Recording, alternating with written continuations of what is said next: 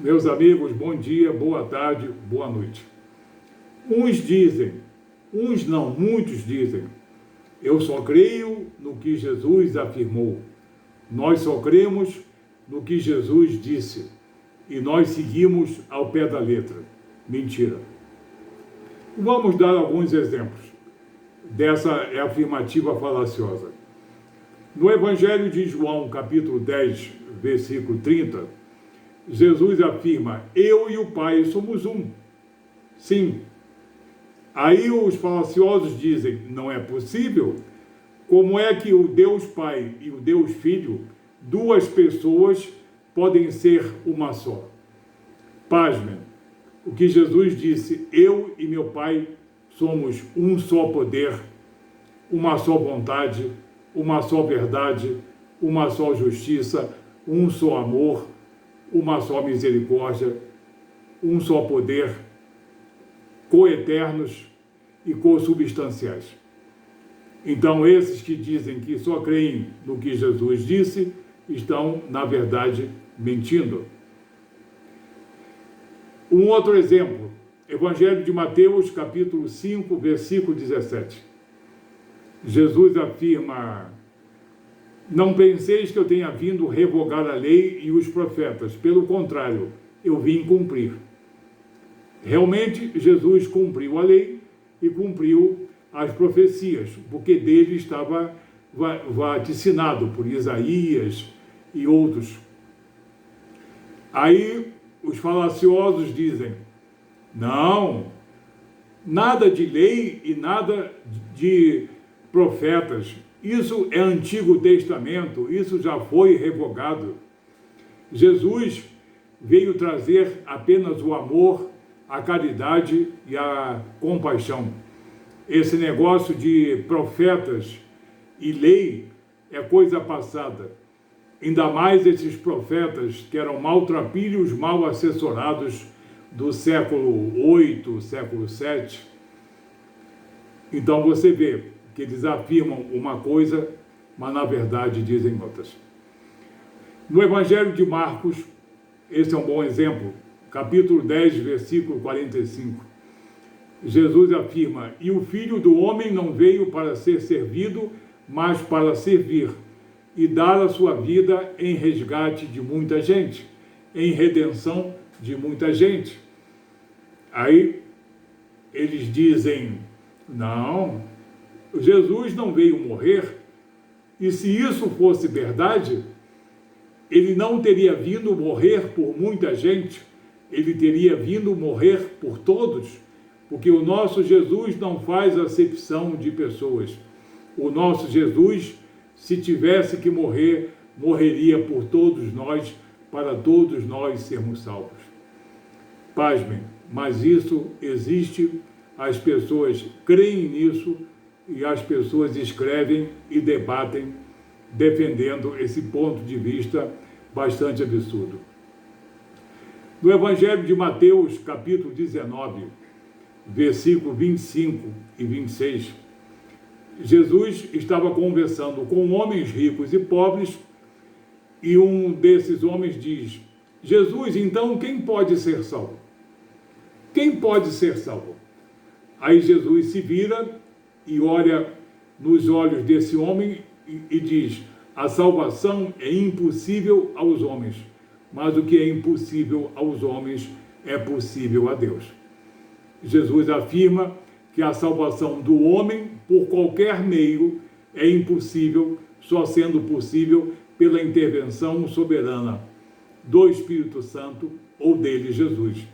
Mas as pessoas dizem, não, nada disso. Nós somos salvos, sim, pelos nossos méritos, pelas nossas obras, pelas vidas sucessivas, por uma expiação sucessiva, e nós chegaremos um dia às regiões celestiais. Outro exemplo de que dizem uma coisa, mas, na verdade, entendem completamente diferente.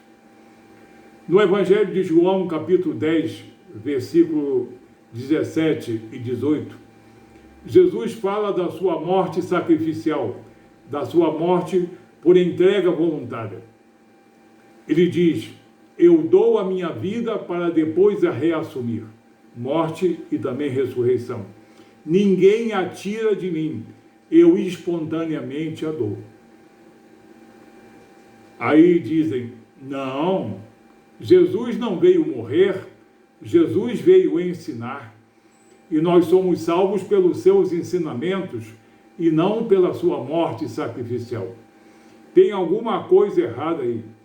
É provável que o Deus do Antigo Testamento tenha mandado o seu filho morrer, e seu filho foi obediente até a morte de cruz.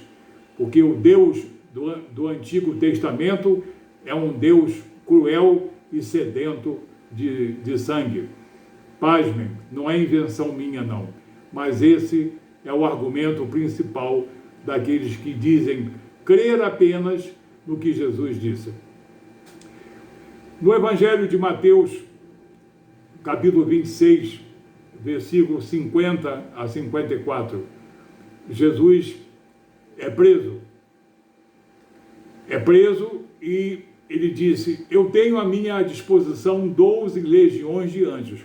Se eu pedir ao meu Pai, ele vai mandar. Aí ele diz: como, pois, seriam cumpridas as Escrituras Sagradas? É necessário que eu seja preso, sacrificado, morto e ressurreto ao terceiro dia, para o cumprimento das Escrituras Sagradas. Aí dizem muitos: não, ele não veio morrer para que o cumprimento das Escrituras seja na sua morte redentora. Jesus veio trazer o Evangelho do ensinamento. Ele veio nos ensinar o amor e nós só cremos no seu amor e em tudo aquilo que ele disse. Pasmem, mas isso aí acontece. No Evangelho de Mateus, capítulo 16, versículo 26, Jesus afirma na parábola do rico e Lázaro, parábola feita pelo próprio Jesus, com fins didáticos. O que Jesus diz em Lucas, capítulo 16, versículo 26?